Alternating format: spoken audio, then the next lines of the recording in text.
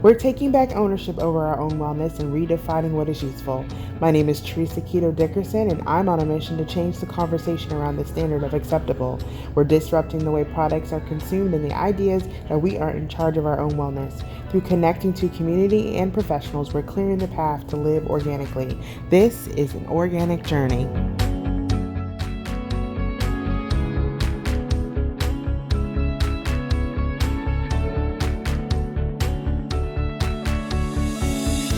Thank you, Stephanie, for joining us. We really appreciate it. Oh, I'm so excited to be on today's show. Awesome. So before we get right into it, I just want to ask you a quick question. What is your favorite time of day? My favorite time of day, I would probably say in the morning because that's when everyone else is asleep and I can Yeah, of focus course. most of my time. It's like my sacred window of Right. meditation and self-care. I understand that. That's like the perfect time. And then speaking about self-care, it's so important to have self-care. And so with that being your favorite time of day, and it's like right before the day gets started, you have the opportunity to just plan your day out and set up what the expectations are. So that makes a lot of sense.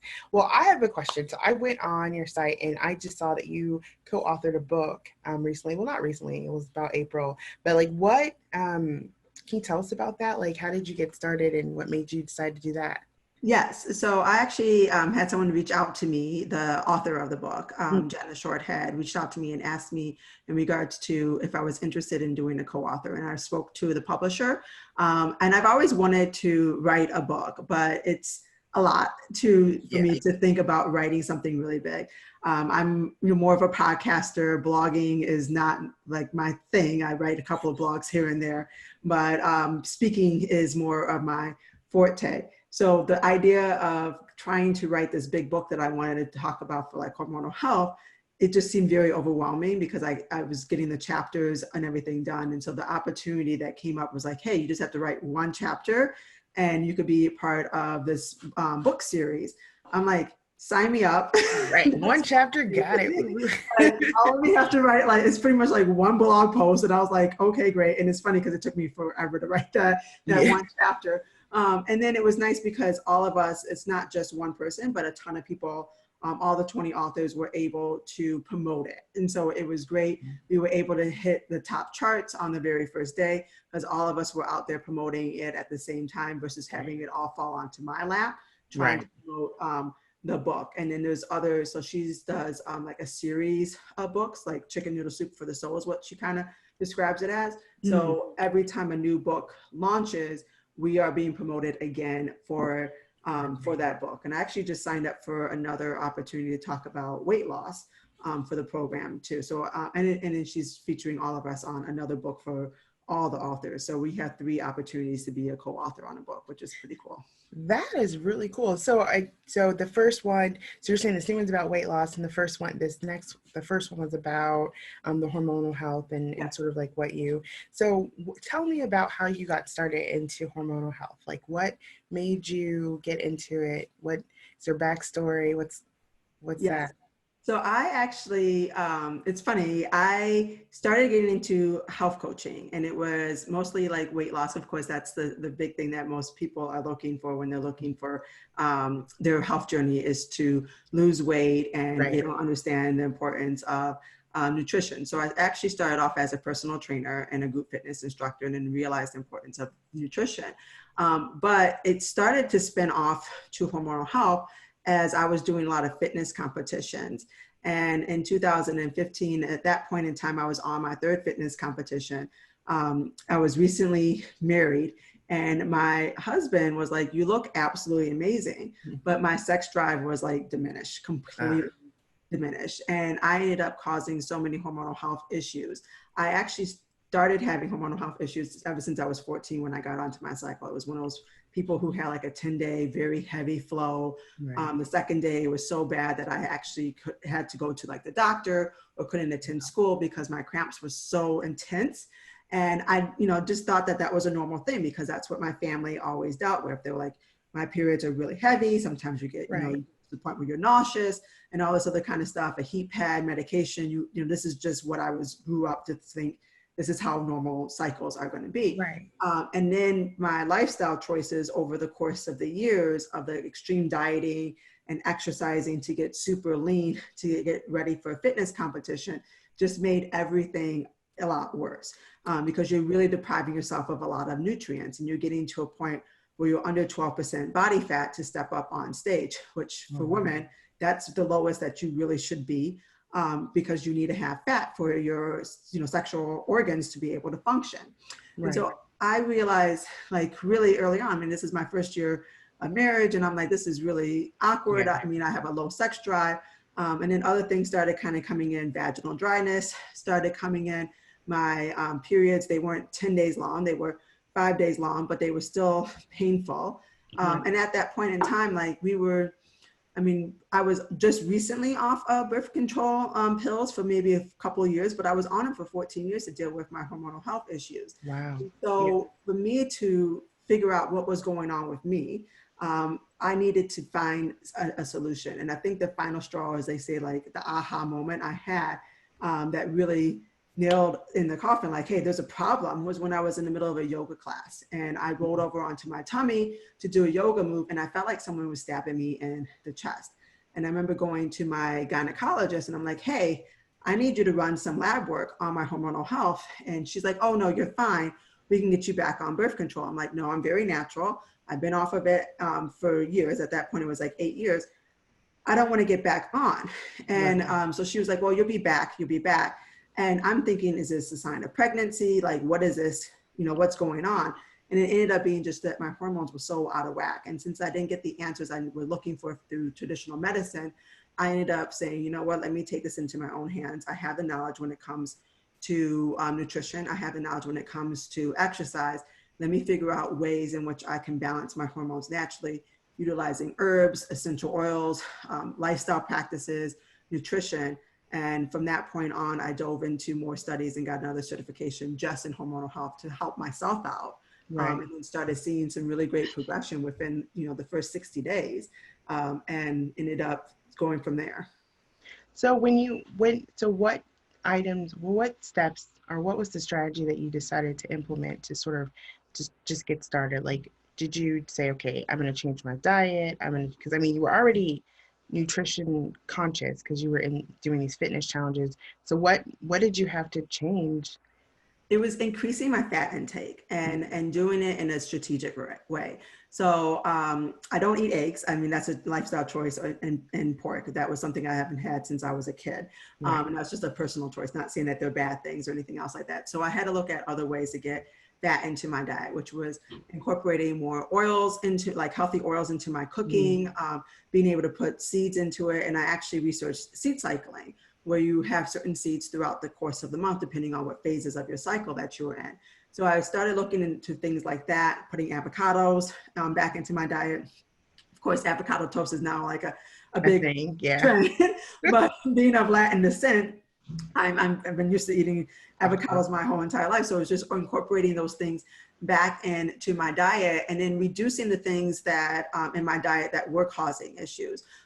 So I didn't have like a lot of dairy because I also have a slight lactose intolerance, but I was still eating things that had some kind of dairy substance. And again, yogurt is perfectly fine, but I realized that it bloated me up a lot, and I just had a adverse reaction to yogurt. So I took that out. I made sure that all of my milk products were coming from almond milk or coconut milk and not from dairy milk, because dairy milk has a lot of additional hormones in it so that the cows can produce a lot of milk.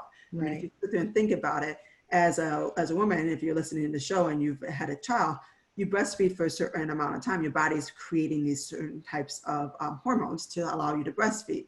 But to be breastfeeding after your baby has weaned off of you and it's been years and you're still producing milk, you have to have some kind of a hormone in your body in order for that to continue to go. And that's the same thing that happens with a lot of cows. So that's where it came from on the diet aspect. The other aspect was really looking at what type of lifestyle changes. So the extreme diet, the extreme exercising definitely went out the window. And there was no need for me to be at the gym 7 days a week for an hour or longer, or doing high intensity cardio. I was still able to stay nice and lean without having to do a lot of that. And that was a big shift when it came to that, like not depriving myself of nutrients, making sure I'm getting an ample amount of food and nutrition in, making sure that I'm not going crazy with the amount of cardio that I'm doing or weight training that I was doing, to really honor my body and listen to the phases of it. Like when I'm on my cycle, you know, the first couple of days I'm tired. Yeah. So maybe something more relaxing, Pilates and yoga. Then it gets to a point where you actually can lift heavier during your period because you have these extra hormones in there that is pushing you past like the pain tolerance and everything else. Wow. That's when I was like, okay, the first 2 days I'm going to relax, and then I'm going to do my heavier load, and then I can go back into doing more gentle, you know, focuses on it. So it wasn't 7 days of intense stuff. It was, let's do 4 days of maybe intense exercises and allow myself some kind of recovery, walk, yoga, Pilates, whatever it may be, that's not as intense, allow my body to recover in that way. The other thing was really researching herbs. I love herbs, and I, at the time, and still am, I'm about to finish up my Ayurveda practitioner program, but we were learning about herbalism. And so when I went into Ayurveda, my focus at that time was really on hormonal health. So all the stuff that we were learning about herbs in our projects, I was learning like, what is Shatavari? What does it do for me? Like, let me test it out. Let me see how it works on there. What is Ashoka? There's different types of herbs that I was learning about Right. from an Ayurvedic perspective. But then there's also like maca and ashwagandha. There's a lot of them out there that are really, really beneficial for you, depending on what it is that you are dealing with, and figuring out the dosages when it comes to that. And then the final component was, you know, giving myself that grace, a lot of meditations, and focusing on, I have a meditation group here in Detroit, Michigan for women of color.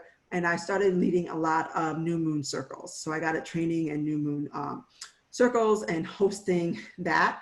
And so a lot of it was womb work. And my husband always laughs about, with all the stuff I was doing with the diet, changing up my exercises, the herbs for sure. And then also doing the meditations is what got me fertile enough to be able to have my first child, because I was told like over 10 years ago when I first met my husband that I had a hostile environment to raise kids. So infertility was a factor. And I didn't think, you know, I just kind of wiped off the whole idea of being able to have kids. And he was like, it's all that meditation and having crystals and all that stuff that made you fertile. Yeah. Well, I mean, that's good. I mean, that actually sort of makes sense. You know, if you gave yourself this environment, I mean, they do say pregnancy is such a, like, it has to like line up so synchronous. I can't even say that word. Has to be so in line to get pregnant. It's like weird that you know, a lot of people don't even think about it, but so maybe you just created that environment and just lined it up. So that's good. That's congratulations. So you talked about how you had to sort of like most people aren't really coming from an extreme dieting type of place, other than those of us who are like extreme dieters. But so when you talk to your clients about how they're adjusting their exercise and their food, you're probably getting them to ramp up rather than to slow down, right? I mean, most people are not in that. I wish, but most people are not in that space. So what are some of the techniques that you have people ramp up slowly? Because like on the organic journey, it's really for people who are just beginning their journey, and like, how do I get started? Where do I fit these things in? Which modalities are good for me? What would be some of these beginner steps for someone who's coming from the, I haven't really worked out since I was 16, type of thing. So what I look at, I mean, first and foremost, like I always tell my clients, like let's get a test done to figure out where your hormonal levels are, because it depends on what hormones are out of whack. The other things, I'm looking at the symptoms too. But even I would say the majority of my clients is, we're all women, and if we grew up in the 90s, we've all gone into that mindset that fat is bad. Now we're coming into this new era where ketogenic is everything. So we went from like no fat, like everything low fat, no fat mentality, to this high amount of fat. And I still have a lot of clients, and I would say, even though they're not doing the extreme diets, they're still in that mindset of, I want to be vegan and ketogenic and intermittent fasting, which is what one of my former clients, I'm now seeing that she's going to this route. And I'm like, wait a minute, I Yeah. thought we got you off this roller coaster. Let's not go back there, because you're trying to throw too much stuff in at the same time. Ah, And it okay. can be very stressful to the body. So I always look at it as, all right, let's get that healthy fats. That's usually most of us are looking at, let's get that healthy fat back into the diet so that your hormones can actually function, because that's what is needed. I mean, if you think about it, where all your sex organs are, there's fat in those regions. So you need to have that as a first and foremost thing.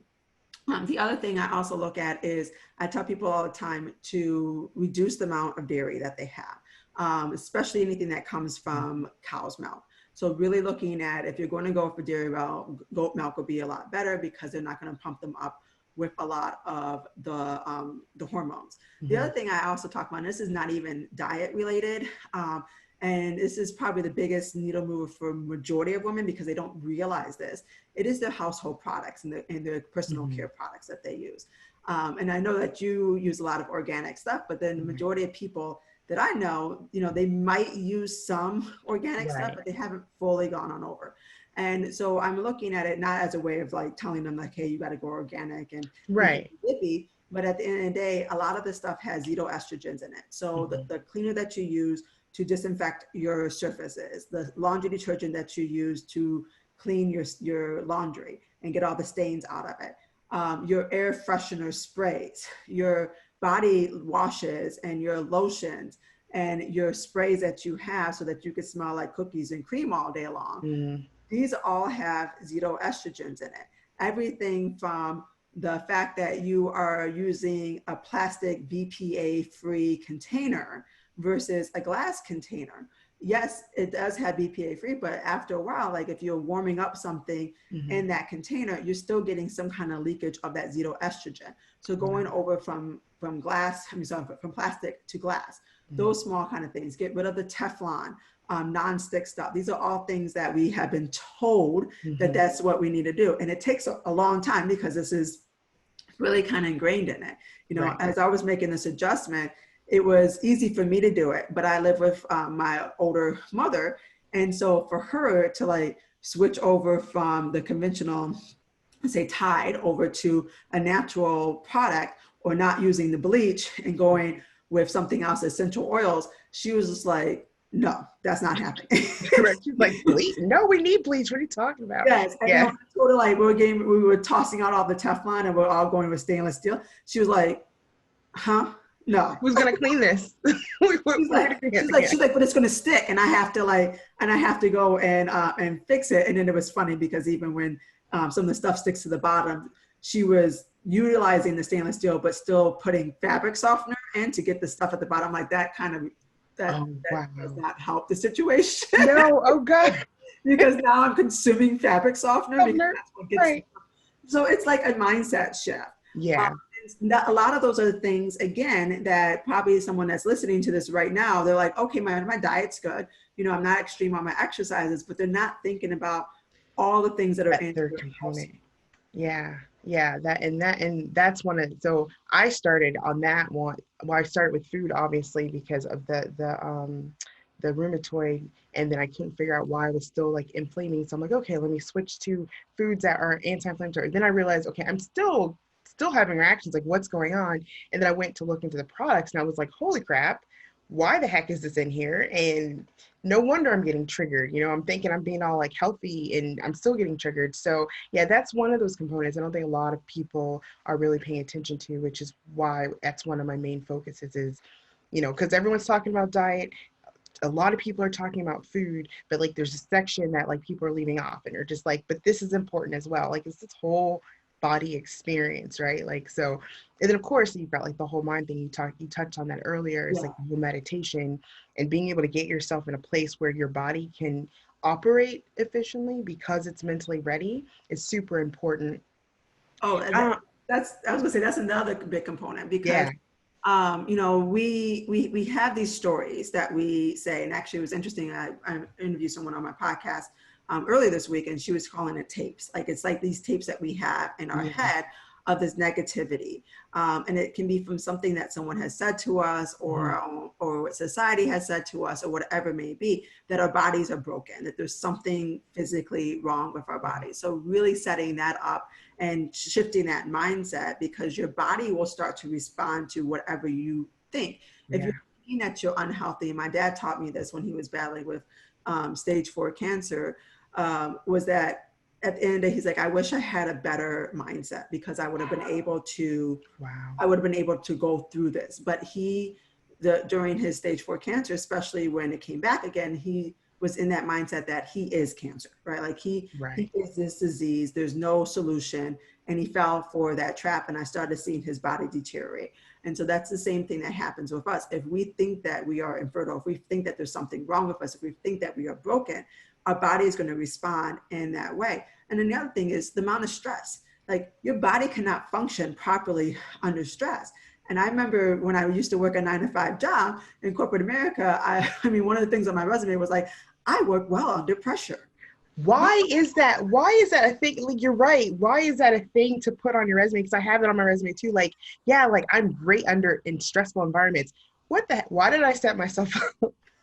Society makes us think that stress and being completely overwhelmed is a good thing, and and then when dealing with wellness, it's actually a trigger for something bad. Like, it's okay, you might be really successful in your job, but like you're mentally messed up, your body's in pain. You know what I'm saying? Now you're stocking up on pills to like get to your successful job.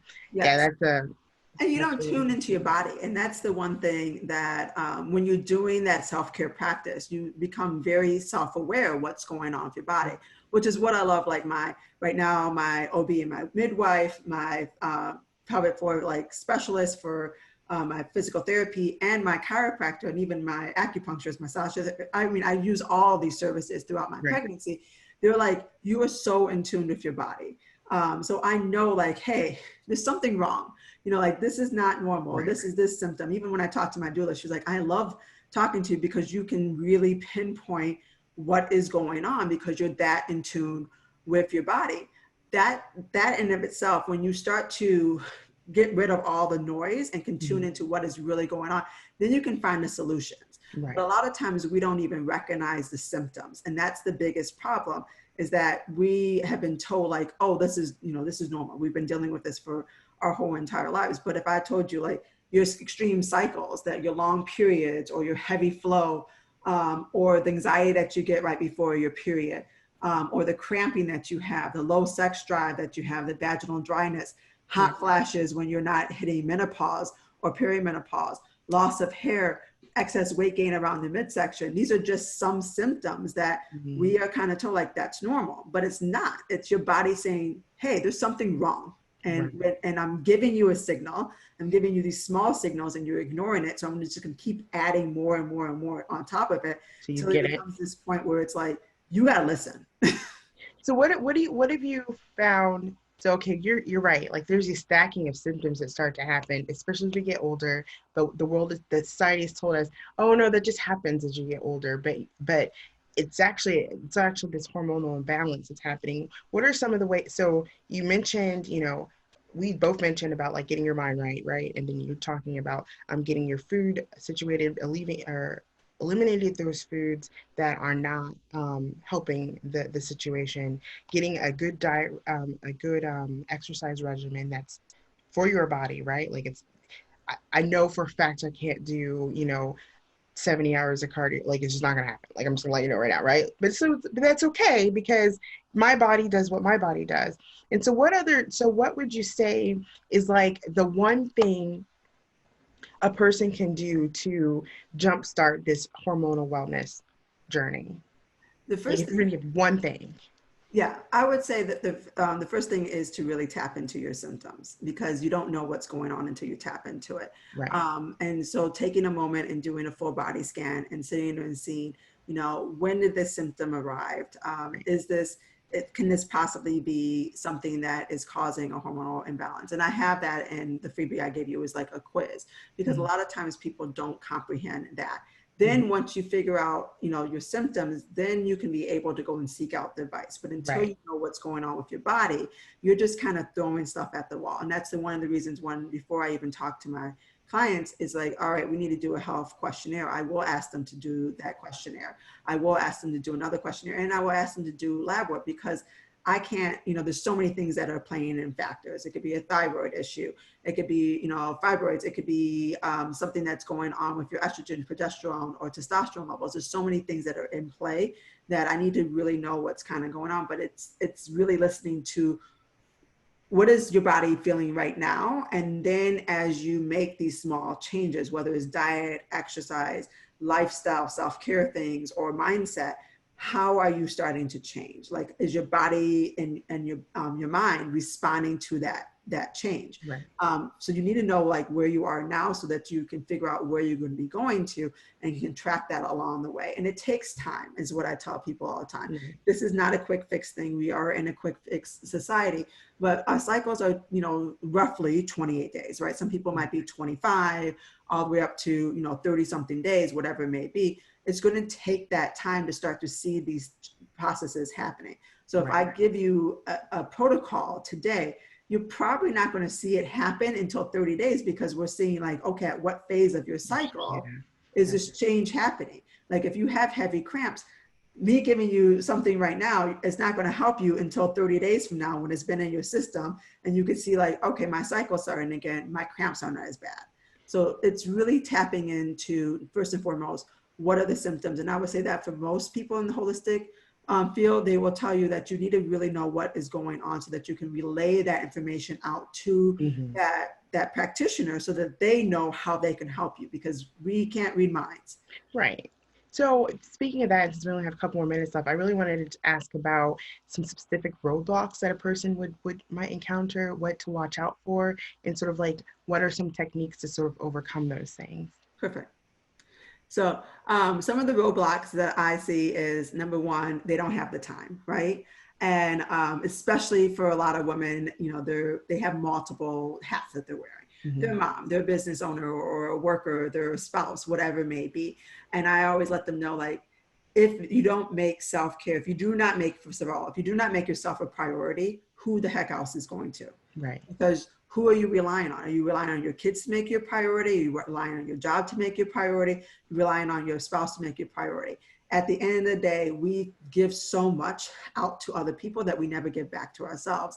And I let them know, like, if you're laying up in the hospital, how effective are you as a mom? How effective are you as a spouse? How effective you are as a worker or as a caregiver for your parents? You're not going to, but that's the road that's going to end up happening down the line, is if you don't address these things, you don't give yourself that grace and that time and make yourself a priority, that's what's going to end up happening down the line. The other one is it's really trying to find someone who has your best interests in mind and partnering up with them.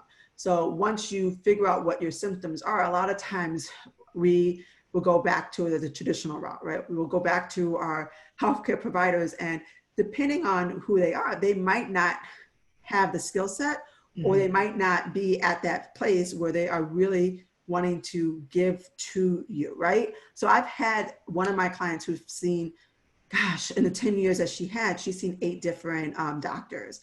And by the time she came to me, I'm like looking at her lab work and everything else. I'm like, I need you to go see another doctor. This is someone I want to recommend to you. Get this lab work done, because a lot of signs are showing that you have PCOS. I can't diagnose you as that because that's not my route, but she went to go see it. She's like, finally, I have an answer. Finally, I actually realized over the course of 10 years that I have PCOS. Now we know what to work with, but you have to advocate for yourself. You can't just take the first person that tells you something. I have friends who were diagnosed with breast cancer. I mean, that's a major thing, right? Like, so she's changing up her whole life. She wanted to have kids and everything else with her husband. She's changing up her whole life, and she gets a diagnosis of breast cancer. Her husband was the one who said, you need to go and get another opinion. So she's, at this point of like, woe is me, my whole life is gone. And it ended up being a small little, fatty tumor. Right. Oh. And it's like, that's completely different, right? Like something that you can easily get a biopsy. And her mind just went. Her whole mind was just like, she got on the phone and she's like, I just got married. I'm planning on having kids. My whole life is gone. Like, I'm over here trying to plan, like, am I going to survive this whole thing? Right. And I mean, get another opinion, please, ladies, like, and advocate for yourself. Right. If you don't want to go the traditional route of medicine, right? And everything in your gut is telling you like there's another answer out there, then don't just succumb to like, okay, let me go ahead and do these things. Right. I learned that not just from myself, but I learned that from my father when he got diagnosed with stage 4 cancer, is that he just listened to his doctor at the time who was like, cut, cut, cut, cut, cut. Right. This massive removal of, he had cancer of the lymph nodes, and massive removal of the cancer that was in his throat. And then after he went through all this stuff, and after the fact that he was on a trach for the remainder of his life, he ended up going to see the radiologist, and the radiologist was like, if you came to see me first, we could have gotten majority of this stuff done, and it would have been as invasive surgery, and he probably would have had a higher chance of survival. I'm not quite sure, but at the same time, please, like listen and get as much opinions out there, and really listen to yourself and advocate for yourself, right? Right. Because it's your body. You know your body better than anybody else does. Normally I ask people like, what would be your pitch to people, but it seems like that might be the pitch, like really just listen, but I still want to give you the opportunity. So what would be your elevator pitch to someone who's like, man, I'm just experiencing these, like, in a woman's case, like, it was hair loss, and I cannot seem to lose weight. Like, what would be your pitch about, hey, let's talk hormonal health? Yeah. So my pitch was sit there and say is like, it sounds like there's a lot of things that are hormonally related, and I would really advocate for you to go and get some testing done. And I would let them know different routes of testing. Typically, I always say like, get the Dutch test, dry urine analysis test, or saliva test. It's a little bit more comprehensive than just the blood work, but I do understand a lot of people, finances are an issue, and so they want to go to traditional route with medicine, and so blood work is going to be something that's at least something that helps. Mm-hmm. But I always let them know like the dry urine analysis, so the Dutch dry urine analysis test or saliva, it helps us track what's going on over the course of a couple of days, and it's done at a certain particular time in your cycle, and not just here's what's going on with my blood work today. Right. We want to see like, all right, at a certain particular time of your cycle, what is going over on the course of days, different times of the day as your hormones start to fluctuate, those kind of things. So getting tested so that you have that knowledge and you know what to kind of work with. Again, we don't want to get tested, but then we are looking for advice, and that practitioner, whoever it may be, is just throwing stuff at the wall. Like that's, I always say it's like that, throwing pasta at the wall, hoping it's going to stick. It's like, and then you'll be like, well, this didn't work, and it takes longer for that process. So definitely listen to your symptoms and get tested, and make sure, and ask your practitioner, what tests would you recommend, so that they know where they can start from and help you out. That makes a lot of sense. As a data, my actual life is data warehousing and data. You can't make a decision without data. So you need to get some data so people can make educated decisions. Thank you very much for that. Is there anything I should have asked that I didn't, that you think is really important? No, I mean, I would say definitely for sure, listen to your body. The other thing is start to change out your products. I know that Teresa, that you have quite a few amazing resources for people to go and find that information. And again, this is not a pitch to like say like buy this product or that product. I don't represent any company. I make pretty much my own body products all day long. If you don't have the time for that, I completely understand that, but realize that that's a small step that you can do. Even if you aren't ready to make that other leap of diet and exercise, simply swapping out the products. And I'm not saying going right now and, getting rid of your bleach or your like disinfectant spray right at this instant, or your laundry detergent, but once it's done, now start to, look at what are some other things that I can replace it with. And it might cost a little bit more, but again, it's your health. So look at, what is the long-term effects on my health? And is this going to cause my medical bills to skyrocket down the line? Do I continue to want to have this inflammation that's going on in my body and still feel crappy, down the line? Or is it best that I'm going to spend a couple more dollars to get a better high quality product and feel better over the long term? Right. And yeah, you're right.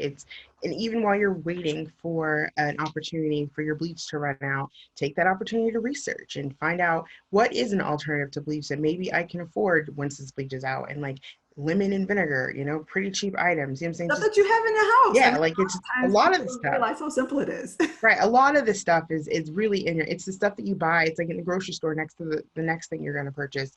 But yeah, I like that. That to me is almost the one thing is, even if you can't automatically, like some people might be bedridden or whatever, or they can't change their diet because they're diabetic and they have to eat certain things or whatever, the products are so simple. Like you don't even need a doctor for that. You can just not use toxic products, right? So thank you. I do appreciate that. Well, ladies and gentlemen, here at the Organic Journey, we're building a thriving community that loves consuming content on wellness, natural and organic living. And this is your journey to find out more about how to apply the techniques we learned from Stephanie's today, and how to enhance your journey to wellness, and reach out and connect to Stephanie on her Facebook page at Hormonal. I'm going to say this wrong. Hormonologist. I'm going to link it. How do you say it? It's a hormonologist. It's a title that my client gave me. All right. Well, I like it. I just couldn't say it. That's it. But reach out to her on her Facebook page, and she also can be found on LinkedIn and in Instagram. And what's your Instagram tag? It's Stephanie Lopez Gilmore, and the same thing for my website, stephanielopezgilmore.com. And be sure to check out the freebie that she mentioned today. And thank you again for joining us on Organic Wellness. Live organically now.